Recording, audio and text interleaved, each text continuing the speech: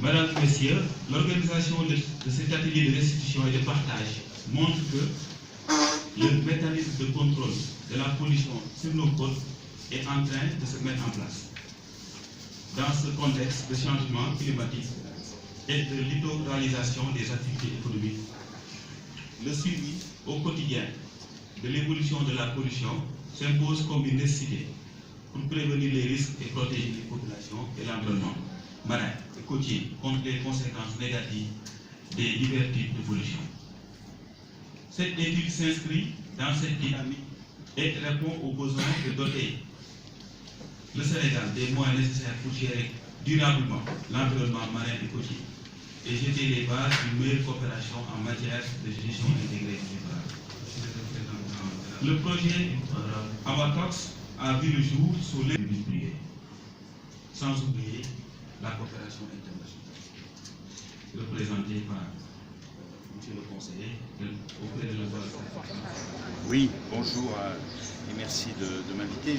Je m'appelle Pierre-Yves Bertrand, je suis conseiller environnement auprès de l'ambassade de France au Sénégal et dans la sous-région. Hein, donc effectivement la France a participé à appuyer cet atelier. Elle est très impliquée dans toutes les questions liées à l'environnement. Hein, déjà le fait qu'il y ait un conseiller environnement auprès de l'ambassade spécifiquement sur ces questions à la fois climatiques, mais aussi liées à l'océan, à la désertification, à la gestion des déchets, toutes les questions qui tournent autour du cadre de vie et puis du changement climatique. Hein. Voilà. Et sur ce rapport-là, vous avez demandé que des actions propres. Alors effectivement, bon, j'ai salué d'abord une collaboration que je trouve particulièrement intéressante et que la France promeut entre l'État d'une part, hein, qui a géré les dossiers. Voilà, et toutes ces actions doivent être mises en place pour répondre vraiment concrètement aux problèmes qui sont posés. Spécialiste technique, je m'appelle Tom Frager. Je suis né à Dakar, je suis un ancien surfeur professionnel reconverti dans la musique. Voilà, je vis en France. Je viens régulièrement surfer ici au Sénégal et je suis très sensible aux problèmes liés à la pollution marine ici au Sénégal. Et comme une partie de mon cœur est sénégalais toujours, voilà, je suis très sensible également au développement économique du pays. Et je pense que la pollution marine constitue une entrave importante. Et donc il est important qu'il y ait des initiatives qui soient lancées. Voilà. Je suis Dongor, je suis le vice-président de la Fédération sénégalaise de surf. En même temps, j'étais conseiller municipal chargé de l'environnement. J'ai fait appel à M. Bremer il y a 1 an et demi quand on a eu un problème pendant une compétition internationale qui était l'Africa Tour, qui s'est déroulée à côté du méridien King-Fahd. Et cette compétition, il y a plus de 300 personnes, où on a 150 personnes qui ont été contaminées. Donc après, quand j'ai fait appel à M. Bremer, qui nous a suivis dans ses recherches et dans ce combat, aujourd'hui, si on est là à parler de ça, ça veut dire qu'on est en train de grimper les marches d'escalier, et c'est quelque chose de positif qui s'installe. Donc après, vous savez, hein, le littoral au Sénégal est un peu touché, l'environnement. Donc nous, aujourd'hui, moi, je fais partie des acteurs qui sont exposés. Donc on le vit peut-être différent des autres qui sont à l'extérieur. Mais cette journée, je pense qu'on va apprendre beaucoup de choses. On va voir des images qui vous allez un peu vous choquer. Parce que peut-être il y a plein de gens qui ne pensent pas que ça existe au Sénégal. Comme il l'a dit, le directeur de cabinet, lui, il est de Djolof, il ne connaît pas la mer. Mais nous, on est vraiment exposés. Donc les problèmes, on le vit. Et vous savez que chaque année aussi, il y a quelque chose qui touche le presqu'île de Dakar. À partir du mois de mai, juin, juillet, on a un vent toxique qui vient de la mer. Donc vraiment, cette journée, je pense qu'elle va réveiller beaucoup de choses pour que le ministre de l'Environnement et son cabinet soient conscients de ce qu'on est en train de vivre.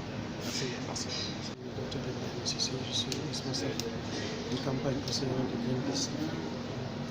Donc on est dans le cadre de cet atelier pour vraiment sensibiliser et travailler avec des partenaires sur les questions de pollution.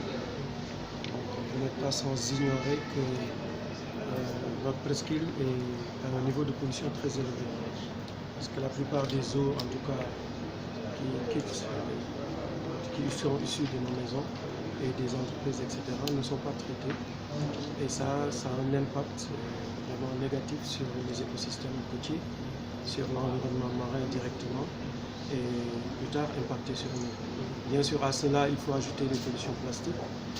Quand on parle de pollution chimique, on parle de métaux lourds, de tout ce que vous considérez comme rejet qui se dégrade et de manière directe va déstabiliser les équilibres des écosystèmes et entraîner la disparition de certaines espèces, surtout les espèces sédentaires. Et bon, l'absence aussi des espèces de poissons et autres. Donc ça, c'est les conséquences directes que nous observons. Il y a des conséquences directes sur nous qui peuvent être des problèmes de maladie, qui peuvent être en tout cas, parce que vous savez que les océans, quand ils sont très chargés, souvent on a beaucoup de vibrio, beaucoup de, en tout cas, de micro-organismes qui sont très néfastes pour l'environnement, pour les personnes. Voilà un peu l'état des lieux. Donc nous, à travers cet atelier, on vient se sensibiliser et montrer que ces problèmes sont très actuels et qu'on doit en tout cas mettre en œuvre les mesures nécessaires pour pouvoir mitiger ce problème et arriver à en tout cas assurer un environnement sain pour nos concitoyens et pour les ressources. Je suis Patrice Bremer, chercheur à l'IRD, coordinateur du projet AWA. Et donc ce projet de démonstration à Ouattot visait à démontrer la faisabilité des collaborations interinstitutionnelles au Sénégal avec les services de l'État. Ce projet il a été aussi très intéressant parce qu'il a montré l'implication de la société civile qui nous a accompagnés et qui nous a interpellés tout au départ pour essayer d'évaluer, de faire un diagnostic sur la presqu'île de Dakar. Les résultats qu'on a obtenus en termes microbiologiques sont assez préoccupants sur certains lieux, mais qui sont déjà bien identifiés par la population sénégalaise et par les habitants de la presqu'île en particulier. Donc je ne vous cache pas que c'est vrai que sur le côté bactériologique, sur la baie de Han, je me dis écoute, le titre foncier que tu as sur la baie de Han, si la baie n'était pas si polluée, il vaudrait aussi sûrement une valeur bien supérieure. Donc voilà, c'est ce qu'il faut vraiment, je pense, montrer, c'est le coût économique qui est difficile à estimer de la pollution au travers de l'impact qu'elle a sur différents secteurs.